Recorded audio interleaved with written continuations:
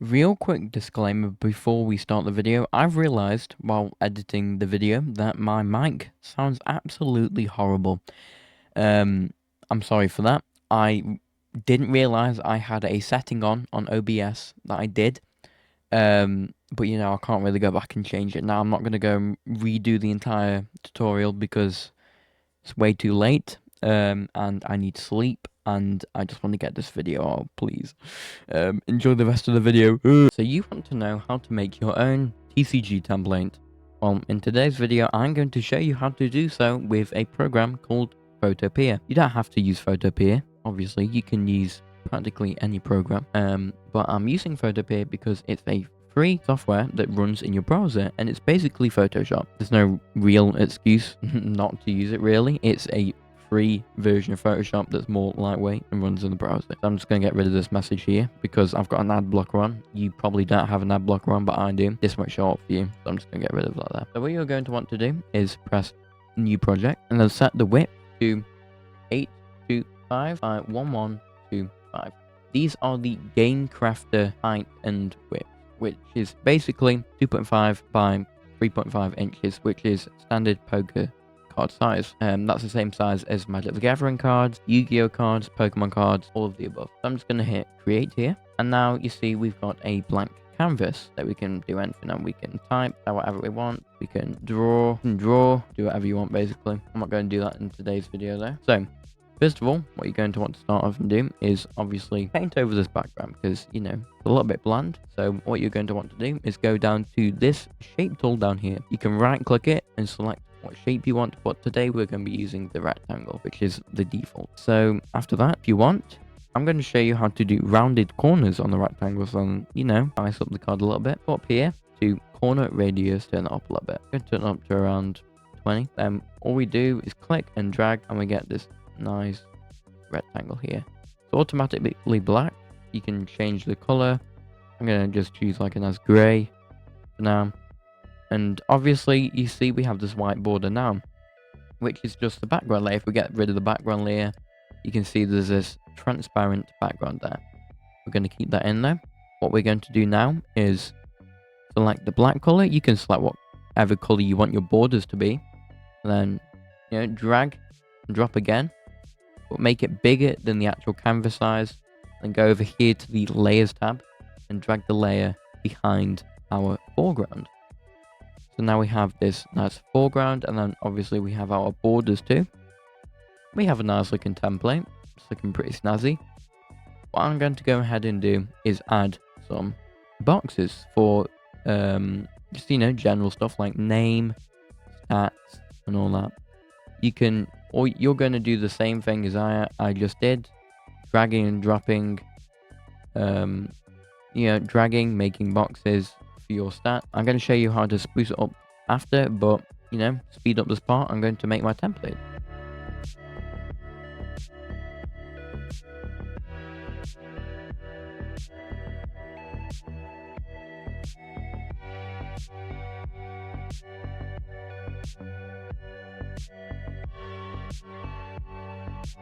Now, I've finished my template block out. Yours might look a little bit different depending on what your game looks like, or if you're just playing around or watching this video.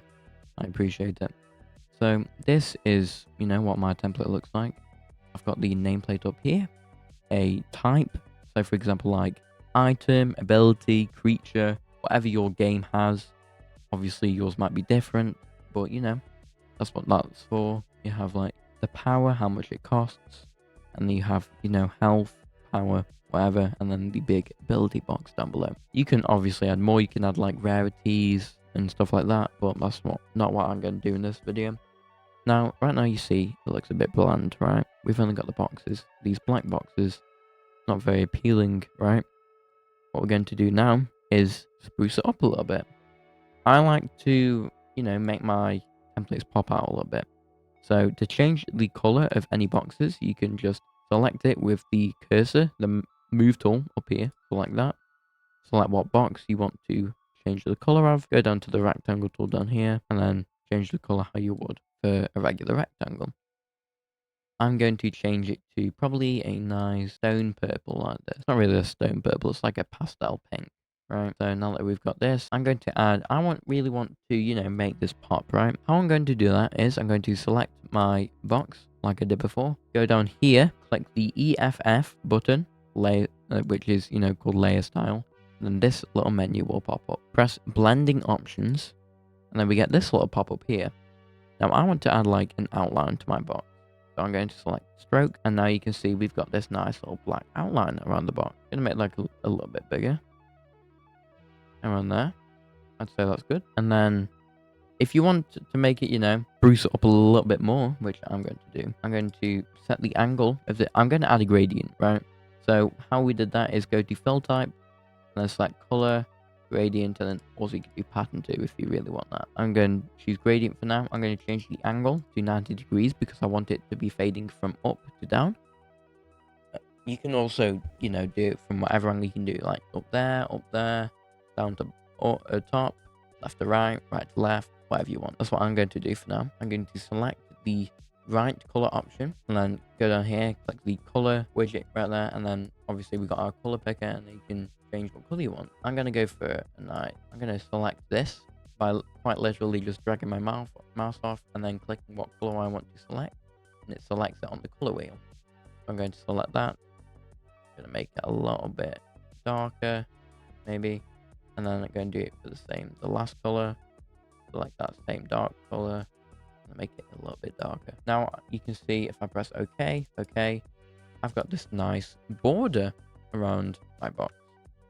Now, if you don't want to painstakingly do it for every single box, you can just do this, and then the color will show up on your recent boxes, right? So you can just do that. Stroke, and it should automatically add the stroke. I'm going to do that for all my boxes here.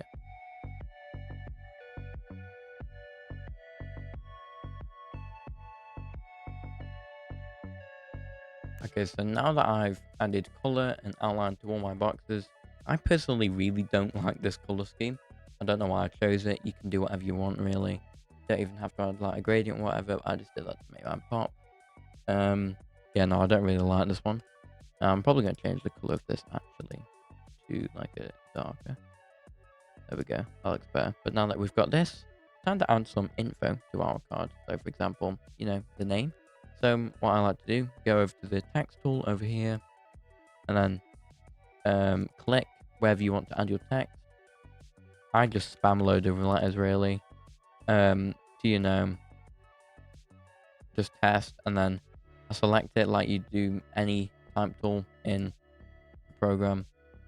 Pick your color again up here, and then drag the text and make it the size you wish. If you're finding that it's really annoying to like align stuff in boxes, there's a cool little thing you can do. Go up to View at the top, go down to Snap to, and then go down to Layers.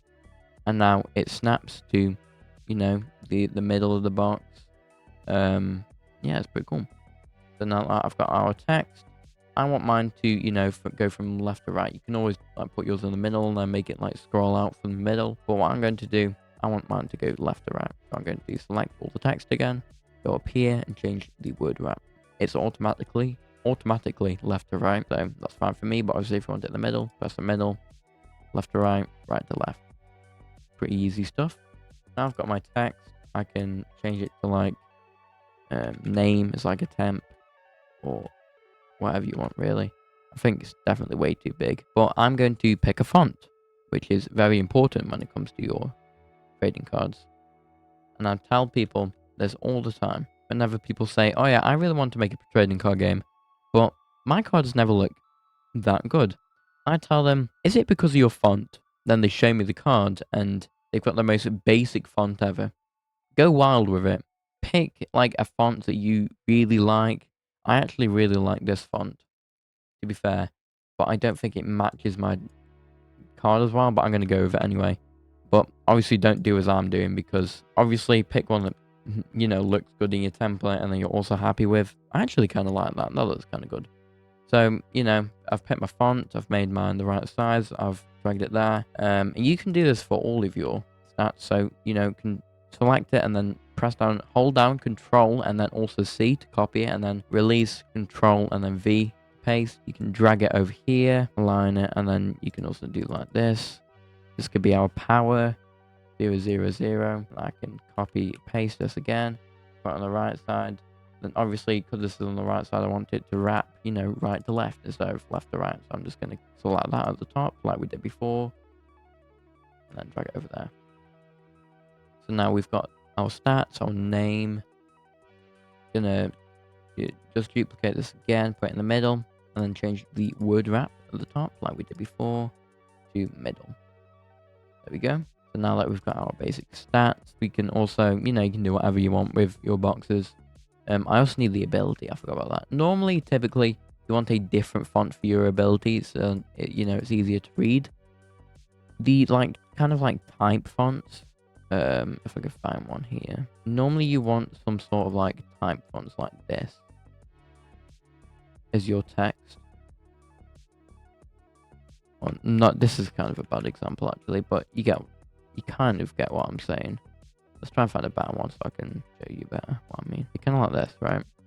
So this is going to be more readable on a smaller trading card than, for example, this text is, right? So you can type whatever. When this card is dead, collect a coin from the banker. Yeah, Monopoly style. Obviously, you can, you know, do what abilities you want, you know, depending on what your game is.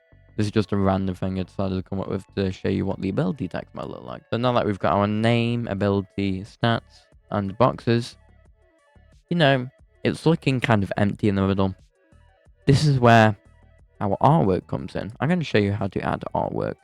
So go up here, press File, go down to Open in Place, and then it'll open a file explorer. You can't see it for mine.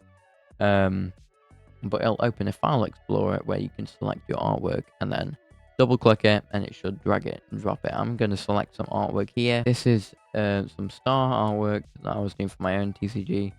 So now that I've got my artwork, I'm going to, you know, drag it to the top layer so we can resize it by quite literally holding down on one of these corners, holding Alt at the same time, and then holding down and then dragging.